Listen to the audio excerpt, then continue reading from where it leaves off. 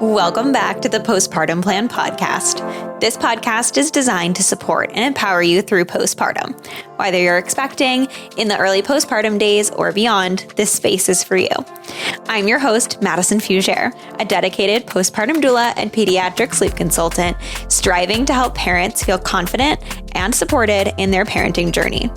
Each week, I'm sharing practical tips and expert advice to help you navigate all the postpartum things with confidence. Well, as much confidence as you can. Let's embark on this journey together, making your parenthood as serene and supportive as possible.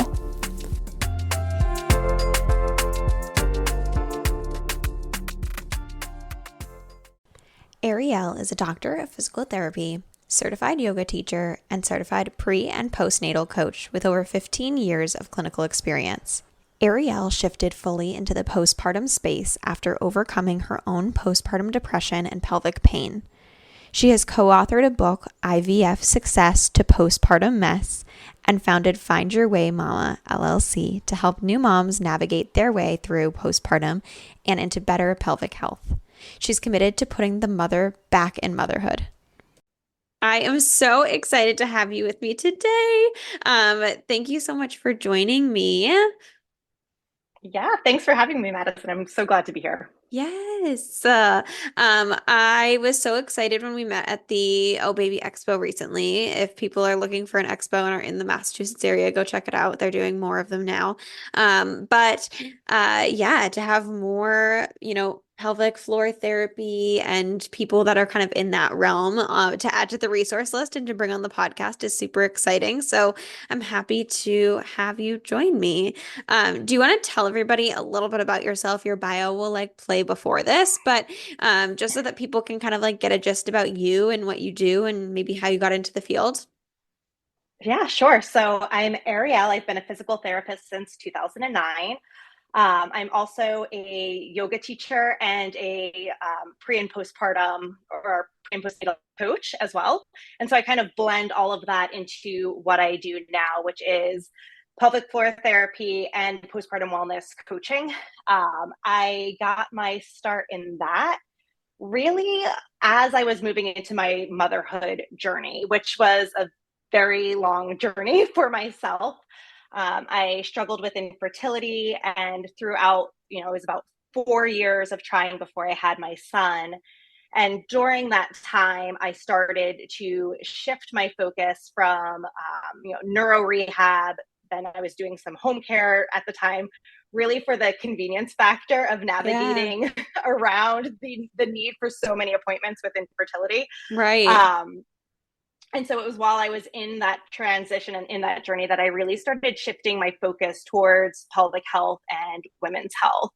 I would say, kind of caveat, I did have an interest in it, a strong interest in it in grad school. And my capstone project for the end of the year at Columbia was with some colleagues of mine on safe exercising in pregnancy. So it was Oh, always that wow. passion and that interest was always there, but it was kind of just simmering on the back burner. I, clearly saw the need and the importance of it. But then again, as I was really transitioning into motherhood myself, where it was just eye-opening as how much we really do need more care Right. in this specific area. Absolutely. Right. With the taboo topic, there's always more that people can learn, right? Absolutely.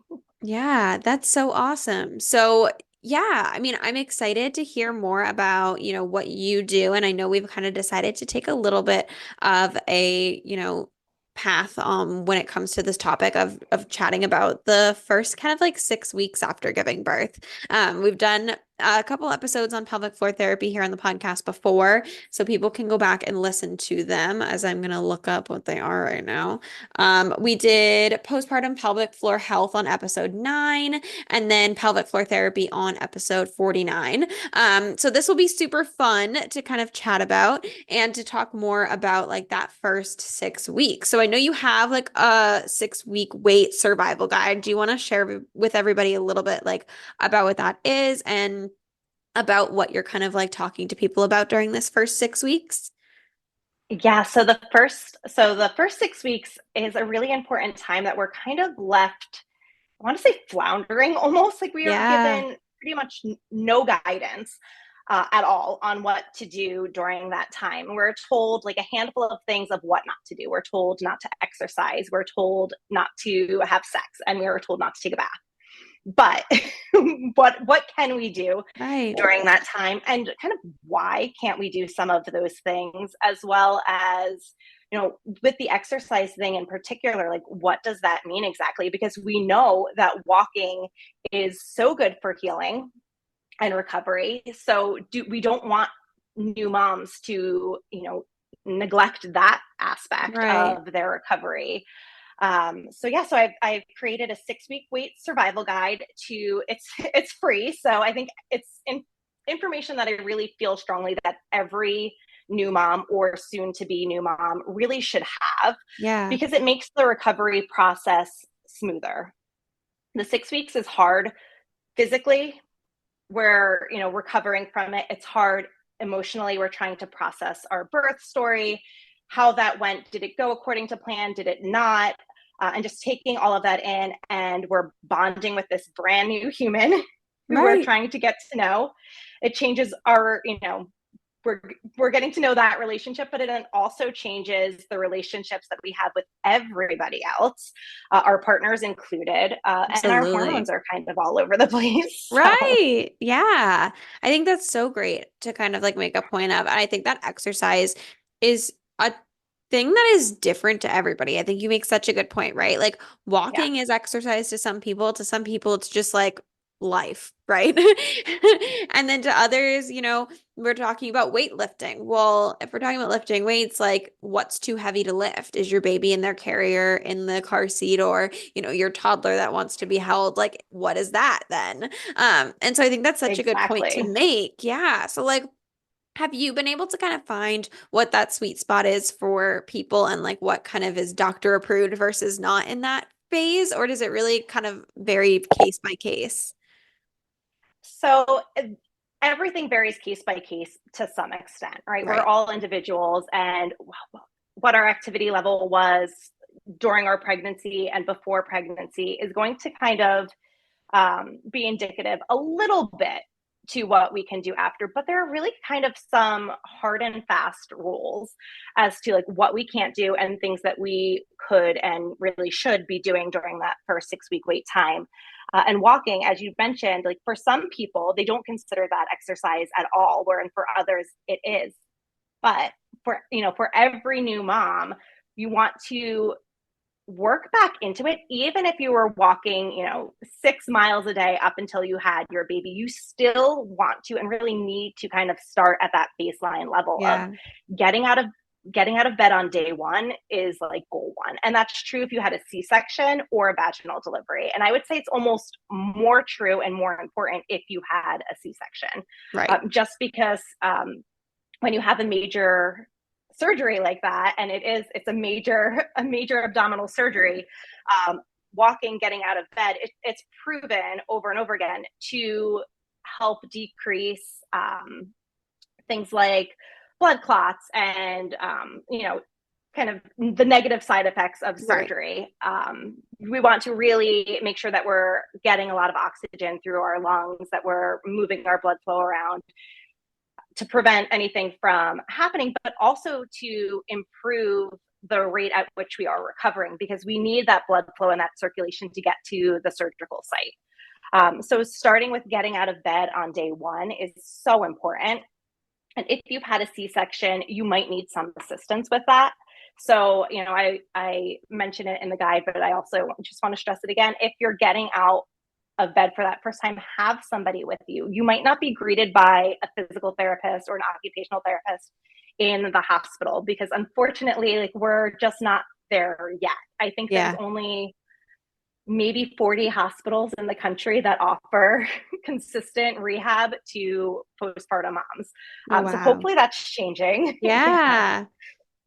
Now, when it comes Hopefully, So sorry, I was just gonna say, so when it comes to no, like that's okay. that first 6 weeks, right? And the starting of movement, that also obviously is including like the pelvic floor, especially when it comes to like walking movement, like weight bearing type things, like lifting things. So are there specific things that people should think about and be aware about with their bodies when they are starting to introduce these types of things back into their lives, whether it be within that first 6 weeks or once they get the all clear for like a true workout?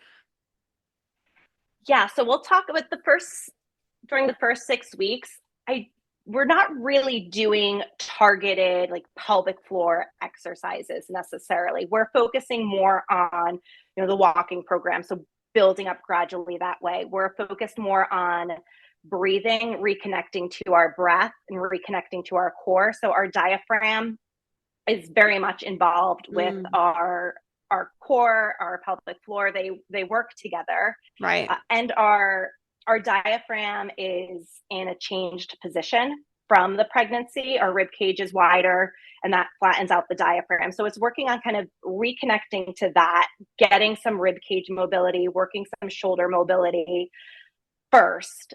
And then from there, we can kind of gradually work up to exercises where we're not working like against gravity where we're lifting something up yet, but we're working more like with gravity. So the planes Mm, that we're moving in are a little bit different initially in that early time. okay. So we can do a lot of it, lying down to start. And then from there, once we're kind of moved to that all clear at 6 weeks, we can start to do more body weight support exercises and then eventually go on from there. Um, Kind of just time frame wise, after that first 6 weeks, when you're usually cleared to do everything all at once. So you don't want to just start with doing everything all at once. Because again, we really need to allow our body to heal and rebuild in a gradual and kind of systematic way so that Right. we don't um, risk putting ourselves into a state where we could potentially have an injury or pelvic floor dysfunction if we're rushing into something too soon. So common things with that are, runners, cross crossfitters, anyone Yes. who was very active beforehand. Oftentimes they're like dying by that 6 week point to really get back to what they were doing before because Right. it's such an identity piece. So it's working with that, being mindful of that, and learning to kind of work on the acceptance of that, and knowing that you can get there Right. eventually, but to kind of give yourself more time. So kind of a loose guideline for that is closer to 12 weeks. So really at that 3 month mark where you can Mm, consider getting back into that higher level yeah. activity. Yeah. I think that's such a point. Like a lot of parents, a lot of people that do work out pretty intensely or aggressively are typically, yeah, that's part of their identity, right? Like, people that do CrossFit or that run or they're, do high intensity type interval stuff, whatever it may be, that really tends to be a stressor reliever for people, a coping mechanism for people, an identity for sure. And so then going Yeah. to, not being able to do it for 6 weeks. And then when you get to go back, it's often like a lot of retraining of the body and refinding, different muscle groups that may not have been worked as much while pregnant or, that may be weakened that have to be like, you know, built on in order to get back to where you are. So I love that point. And I know that can be so hard for people mentally too sometimes, right? Oh, yeah, very much so. Especially like so we talked about it being an identity piece, but it's also a stress relief for a lot of people if Yeah. they are working out for, the endorphins afterwards because they feel better when they're doing it. It's their outlet, Mm-hmm. and you're kind of taking that away at a time where they like Right. really need that stress relief outlet. So it's a lot of patience with yourself when you're Yeah. working through it, and a lot of compassion when you're working with a new mom who is going through it as well, and kind of finding things to fill the gaps and fill the holes while you're working on those goals, because you want to get there in a way that really feels good and that's Right. sustainable, not in a way where you're just like rushing to it just to kind of check that box to say that you're back at it. I'm kind of bouncing back to what you were doing beforehand.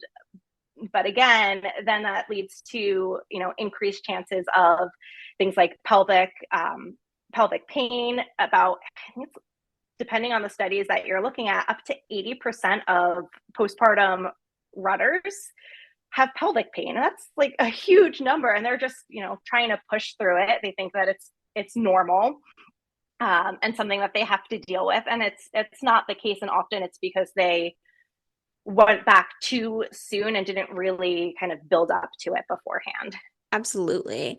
I think that that whole bounce back idea of that 6 week mark, whether it be working out or like, the all clear to have sex after that 6 week mark as well, which is what Laura and I were talking about on an episode a couple episodes ago. But I mean, I think in this aspect of it, right, that working out and that pelvic floor function and just like that muscle gaining, there is that like idea that, oh my gosh, yeah, you bounce back right back to what you were. And I think, like you mentioned, kind of trying to find ways and things to slowly gain that back and to kind of fill those gaps. And is that something that in the guide that you kind of touch upon and also that you work with clients on during that first 6 weeks? What is it that we're kind of focusing on in order to fill those spaces? Yeah, absolutely. So in the first 6 weeks, so since I do, pelvic PT and postpartum wellness, to me, it's really important to look at the whole person, the whole body. Yeah. And so my programs that I work with clients through are really focused on, obviously, there's the physical movement and the retraining of the body on that aspect. But we also have to consider things like our postpartum nutrition and what does that look like. We have to consider, what is going on with our nervous system and doing some nervous system regulation techniques. And that, some of those techniques can help kind of fill the gaps of whatever they were using before for that outlet, that stress management. Yeah. So working on things like that, kind of stimulating the vagus nerve, getting them more into a relaxed state, especially early on in those first 6 weeks where we are just kind of wired to be a little more anxious in general. Right. Um, as our amygdala in our brain, that area in our brain that is kind of wired to pay attention and look for all of the dangers and all of the to kind of keep us on high alert, it enlarges during that time. So really kind of working on ways of being more mindful, keeping you in the present as opposed to like jumping into the future and Yeah. thinking of a million and one things that could go wrong, is working on really grounding into the present moment, really reconnecting to your pelvic floor, on a conscious level, really kind of bringing your attention to it, but also bringing your attention to just the present moment. And working through that with, again, nervous system regulation techniques, mindfulness techniques, and all of that is in the guide as well. That's awesome. I love that. Now, when we get then towards the 6 week mark and beyond, that's when you start working with families, like for the pelvic floor stuff. Is there anything at that point that you are typically suggesting? I know we've had pelvic floor episodes where we've talked about some of it, but I think every pelvic floor therapist has a little bit of a different like niche to them, and your background in also helping, the coaching and the postpartum support as well, I think might have like a different perspective on some stuff. So, what do you typically see families for at that point or see people for at that point? And what are we kind of suggesting to them at that point? Yeah. So first, I would say I do work with people when they're in that first 6 weeks Oh, okay, as cool. well, if they're open to it, depending on what's going on. And I would say if you had a C-section or if you're about to have a C-section, it's really beneficial to work with a physical therapist, ideally beforehand, for at least one visit of kind of going over what things you need to avoid, what your precautions are, how can we kind of, you know, I don't want to say rearrange your home, but how can we work with the home that you have to make it the Right. best fit for your recovery after? And this is Absolutely. actually something that I used to do when I did home visits for ortho patients, like working I on was knee and hip, just is gonna say visiting some them of that. before I think before so. the surgery. It's so Yes. needed, and it makes a huge difference. I think that Um, the most listened to episode we've had on the podcast was episode 12, where Daphne came on and she's a sleep consultant, but she's also an occupational therapist. And mhm. we did talk about newborn sleep, but we talked about postpartum self-care. And I think that was the part that like everyone was like, whoa, because she truly did talk about literally what you just said of like moving things around to make your home like more accessible and more like Yes. easily ready for your inability to move as quickly and as much as you used to be able to. And I think that that's pe something that people don't necessarily think about until they're in it and they're like, oh my gosh, I'm moving way less than I thought I was going to, or like I'm not as Yeah. active at all as I thought I was going to be.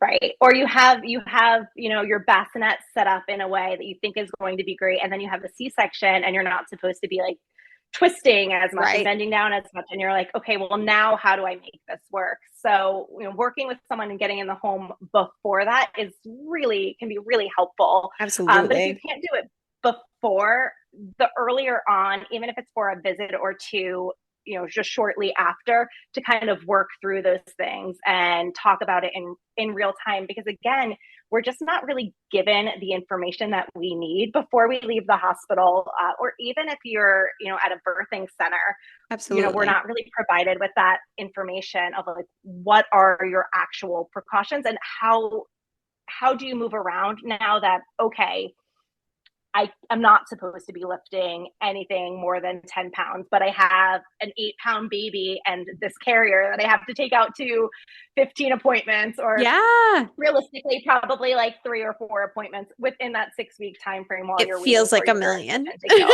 Yes, it Yes. really does. Oh my gosh. So yeah, so Yeah. I do work with people during that 6 week time, and same if you had a vaginal birth, having some visits beforehand, or before you're cleared to work out, because there is a lot that we can do from a movement perspective, as well as kind of the coaching perspective, making sure that your nutrition is adequate and that you're eating, because so often new moms are so busy feeding the baby that we forget to take care of ourselves. And we really, within that first 6 weeks, as our body is healing, we need to be nourishing ourselves more than we did before we had the baby. And we have the Right. baby and we think, oh, no longer eating for two, so like it doesn't matter. Or let me start, like, worse worse yet is like, let me start dieting now to get rid of Right. the baby weight.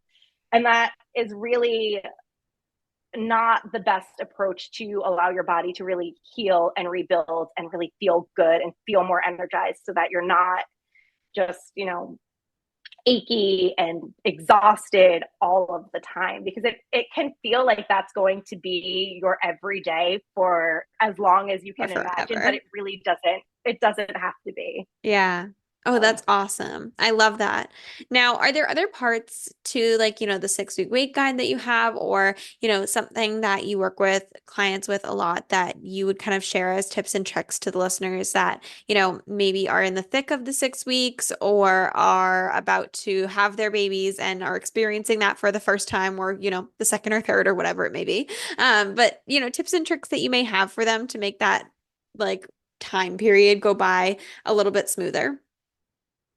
yeah, so I would say, a lot of it comes down to breath work to start. I Mm, feel like that's always a really good place to start, because it has so many beneficial effects. Like, it brings you into the present moment. So if you're kind of starting to jump ahead and think about all of the things that you need to do, which I'm just going to tell you, you don't need to do half of what you need to do. Like, you don't need to get a meal made and clean the house and, do 20 other tasks. Like, ask for help is yeah, what I'm going to say. Like, it's going to feel really hard, but ask for help. I know a lot of people, kind of side tangent to the question that you asked me. A lot of people within those first few weeks want to kind of hunker down and not have a lot of people in the home. And you can really decide what you're comfortable with. right. But I would suggest, like, see if you can pick like 1 or 2 point people who you feel comfortable with having in the home during that early time, and ask them to help out. ask them to, load up the dishwasher or unload it while they're there, ask them to, meal prep for you. They're not going to say no. They're not going to be offended if you ask. You need the help. We all do. I think we need to start normalizing that a little bit. So I guess I can have that as one of the tips. I definitely talk about that in the guide of kind of, Yeah, relying on your support system. So that is a absolutely. huge piece. Um, but yeah, returning to the breath and really focusing on full 360 breaths, not just diaphragmatic breathing where you're breathing into like doing those big belly breaths, but Hmm. really focusing on breathing out into your side body, the sides of your ribs, and getting expansion there, getting expansion in your back body, because you want a full 360 breath. Um, so that you're not just putting the force and the pressure out on the abdomen, which is also trying to kind of heal and close off. I feel like if you're in the postpartum space, you often hear about like diastasis recti, where your large abdominal muscles that kind of create that six pack are widened and separated out, and that happens in almost everybody like during pregnancy, just because they have to. You Right. need to expand somewhere, and so that connective tissue between the muscle bellies does tend to widen. So you don't want to keep putting additional pressure out on that spot that's already weak. You really Right. want to get a full deep 360 breath, and as you're doing that, that can connect to the pelvic floor and allow it to relax, allow it to lengthen, because oftentimes after carrying the pregnancy for close to 10 months and then having a delivery, whether it's vaginal or cesarean, the pelvic floor tends to really tense up and tighten up. So before we start strengthening it, we do need to make sure that it's relaxed first. Right, right. Absolutely. I think that that was something that a lot of people don't realize, and that I learned as I started learning more about pelvic floor therapy, is that it's not always about things being loose and needing to be more tightened. It's often the opposite. And people Yeah. don't realize it.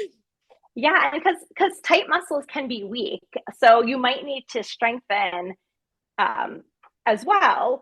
But oftentimes it is, there is a lot of tension in the muscles, just again because of trying to get back into the length that they were before. So when they're really stretched out and longer, and sometimes they can be like 3 times the length that they usually are. Wow. It's like 1.5 to 3 times um, as lengthened as they usually are during the like birthing process, the pushing process. Um, so as they're trying to get back to their normal length, that can create a lot of tension. You can get a lot of knots. You can, think about your shoulders, Yeah. how, when your posture is off and everything and your muscles are, longer, they do can get a lot of knots and a lot of tension in them. Absolutely. Wow, that's so cool to know about. Awesome. Are there any other things that you want to share with the listeners that may be related to, services that you provide, tips and tricks, anything else that you want to kind of throw in? Yeah, I feel like I need to talk a little bit about scar management, and Yeah. um, before we kind of go off, because whether you've had an episiotomy where they purposely make an incision, or you have vaginal tearing, or you have a C-section, which again is a major abdominal surgery, Right. um, any of those situations where there's an incision, that's really where the 6 weeks comes into play, because Yeah. that 6 week time is what is needed for most recovery to happen along the incision line. Now, Yeah. that doesn't mean that, while the incision itself might be healed, if there was tearing in any of the muscles and of your pelvic floor, um, they still need to go through like a remodeling phase. So Right. while the incision itself is healed, the muscle is not, and it's going to take longer to kind of get back to where it was. But it's really important to give our incisions some love, and I know that it can be really hard for people because oftentimes it could be a little bit traumatic to have had either the episiotomy or the tearing or have Right. had the C-section. Um, you know, some people in general can be a little bit more squeamish just at the thought of an incision, and then you Right. bring into the whole like how that came to be. It can Absolutely. be really it can be really difficult, and that in itself can kind of create some tension in the area. So we do want to give our incisions some love, keep them clean and dry for the first 6 weeks. You don't want to do anything directly over the incision during that 6 week time frame, but we can kind of breathe into that area, and again just kind of bring our intention to that area with the breath to create a little bit of gentle movement there. And then after the 6 weeks, after you're cleared and the incision is healed, you can start to do some like gentle scar massage, but even just some like desensitization techniques, because the incisions themselves can be really painful or Right. kind of numb feeling. So just working with that with light touch and then doing different textures over the area, just to get our body used to different sensations again. Right. And I think that kind of really goes along with like the topic of after the 6 week wake being able to have sex again too, especially Yeah. for vaginal tears and all of that kind of fun, lovely things that come along with childbirth. And I think that that's also a big reason why people are so afraid to kind of jump back in bed, right? And so I think that's Yeah. such a great point to make with that too, because I don't think people think about, being able to do types of scar treatment for themselves. They just are like, oh, well, I guess it's time and my body will get used to it, right? Yeah. And you do want to take it slow and gentle when you're starting to work with your scar, especially if it was from that, a scar in your pelvic floor area. Right. Um, because you don't want to, if you're thinking about like a deep tissue massage or anything like that, where you're kind of grinning and bearing through it, you don't Right. want to associate that pain and discomfort with any sensation that's happening in your Right. pelvic floor region if you want to get back to like an enjoyable sex life, because you end up kind of training your body and your brain to anticipate the pain, and that Yes. can kind of cycle on itself. So we really do need to be, work slow and gently, and that goes for if you're having, after the 6 week mark, if you're doing any intravaginal work with a pelvic floor therapist, you want it shouldn't be painful, even if you're going because you're having pain. We really want to kind of take a step back and just really work kind of slow and gradually with that, so that we're not kind of reinforcing those neural pathways that are really sensitive to the pain and the discomfort there. Absolutely. I totally agree. I love that. And I feel like that connects so well with the episode that we literally had just done. So I think it's perfect. So good. Yes, people can go back and listen to episode 63 if you resonate with that, because that's quite literally some of the same stuff Laura and I were talking about. So that's perfect. Thank you for coming and for chatting and for, tackling so many different like thoughts and topics when it comes to this dreaded and scary 6 week wait that people don't even know what to expect, right? So thank you for joining me and thank you for sharing. Yeah, thank you so much for having me, Madison. I think, it really doesn't need to be this like great big unknown as to what happens during that 6 week time. I think the more that we talk about it, the more information that we have on it, the easier it's going to get. It's not going to be easy. It is a challenging time, but we can make it easier. We can kind of smooth it out a little bit. Absolutely. Thank you. Thank you so much for tuning into the Postpartum Plan podcast. I hope that today's episode brought you support, relatability, and valuable insight. Remember, you're not alone on this journey. If you enjoyed the show, please subscribe and leave a review and share with any of your prenatal and postpartum friends and family.